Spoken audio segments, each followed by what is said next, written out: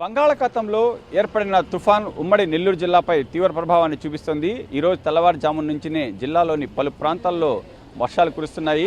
ప్రధానంగా మనం పరిశీలించినట్లయితే చెన్నైకి సమీపాన ఉన్న సూళ్లూరుపేట, తడ, దొరవారి సత్రం, చిల్లకూరు, చిట్టమూరు, పెళ్లకూరు, నాయుడుపేట తదితర ప్రాంతాల్లో వర్షపు జోరు కొనసాగుతోంది.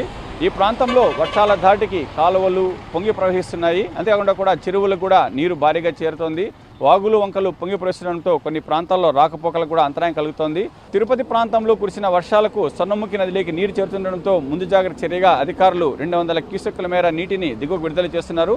నెల్లూరు జిల్లా వ్యాప్తంగా ఉదయం నుంచి కూడా ఇప్పటి వరకు సగటున 3.5 నుంచి 4 సెంటీమీటర్ల మేర వర్షపాతం నమోదని చెప్పి కూడా అధికారులు చెబుతున్నారు. మరో 24 గంటల పాటు కూడా భారీ వర్షాలు కురిసే అవకాశం ఉండడంతో ప్రజలంతా కూడా అప్రమత్తంగా ఉండాలని చెప్పి కలెక్టర్ ఆనంద్ కూడా హెచ్చరికలు జారీ చేశారు. కావలి, గూడూరు, ఆత్మకూరు తదితర డివిజన్లలోని పలు లోతట్టు ప్రాంతాలు కూడా జలమయమవుతున్నాయి. అంటే రాత్రితో పాటు రేపు తెల్లవారుజామున కూడా వర్షాలు కురిసే అవకాశం ఉందని చెప్పి కూడా వాతావరణ శాఖ అధికారులు హెచ్చరికలు జారీ చేశారు. జాతీయ రహదారిపై కూడా వాహనాల రాకపోకలు వేగం నియంత్రించి కూడా వెళ్లాలని చెప్పి కూడా రవాణా శాఖ అధికారులు హెచ్చరికలు జారీ చేసిన పరిస్థితి. అంతేకాకుండా కూడా చెన్నై, విజయవాడ మార్గంలో రైళ్ల రాకపోకలు కూడా అధికారులు పరిశీలిస్తున్నారు. ప్రధానంగా వాగులు వంకలు సమీపంలో ఉన్న రైల్వే ట్రాక్ల వద్ద కూడా పరిస్థితిని సమీక్షిస్తున్నారు. ఒకవేళ ఉన్నట్టుండి కనుక వాగులు వంకలు పొంగి రైల్వే ట్రాక్ ఏదైనా నష్టం జరిగితే కనుక వెంటనే రైళ్లను నిలిపేసేందుకు కూడా అధికారులు చర్యలు చేపట్టారు. ప్రధానంగా చెన్నై నుంచి కూడా విజయవాడ మార్గంలోని రైల్వే స్టేషన్ మాస్టర్లతో పాటు ఇతర సిబ్బందిని కూడా అప్రమత్తం చేస్తున్నారు. మత్స్యకారులు కూడా ఎవరు వేటకు వెళ్ళవద్దని చెప్తున్నారు.